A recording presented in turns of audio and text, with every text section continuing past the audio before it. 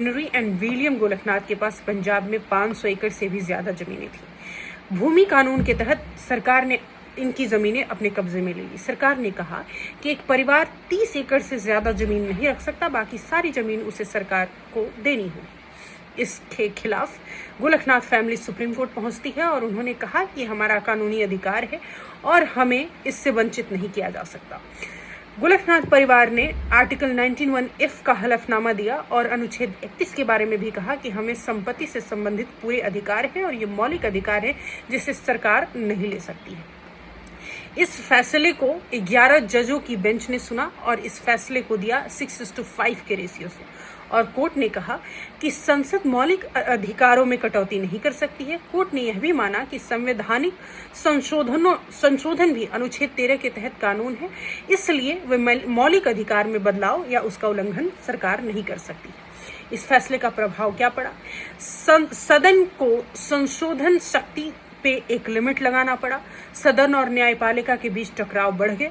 सदन ने फिर क्या किया कि 24वां संवैधानिक संशोधन ले आया 1971 में, जिसके तहत कोर्ट ने कहा, माफ कीजिएगा, पार्लियामेंट ने कहा कि सदन को संविधान में किसी भी भाग में संशोधन करने का अधिकार और शक्ति प्राप्त है, इसलिए उसमें फंडामेंटल राइट्स भी इंक्लूडेड है, पार्ट 3, और उससे संशोधन कर सकती है।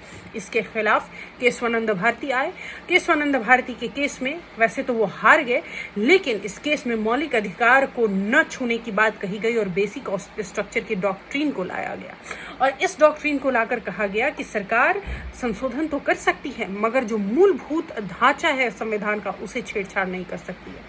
सरकार फिर बैकफुट पे गई। इसको लेकर सरकार 42वां संशोधन ले आई और उसके बाद तुरंत से 44वां संशोधन ले आई, जिसमें 19(1)(f) और आर्टिकल 31 को ही हटा दिया। यानी प्रॉपर्टी के जो अधिकार थे, वो जो फंडामेंटल राइट थे जिसे अमेंड नहीं किया जा सकता था, अब सरकार उसे कानूनी अधिकार बना दी आर्टिकल 300A में डालकर, और ये कॉन्स्टिट्यूशनल राइट बना दी जिसे आप जबरदस्ती इन्फोर्स नहीं करा सकते हैं। ये बहुत ही बेहतरीन टकराव सरकार और न्यायपालिका के बीच में उस वक्त के दौर में देखने को मिला था, और ये एक माइलस्टोन साबित हुआ आगे चल के। और सरकार ने फिर जमीनें लिए, हर किसी के, चाहे प्रीवी पर्स के तहत लिए और चाहे उन जमींदारों की जमीनें थी जो कि ज्यादा थी 30 एकड़ से, वो सारी जमीनें सरकार को गई। शुक्रिया।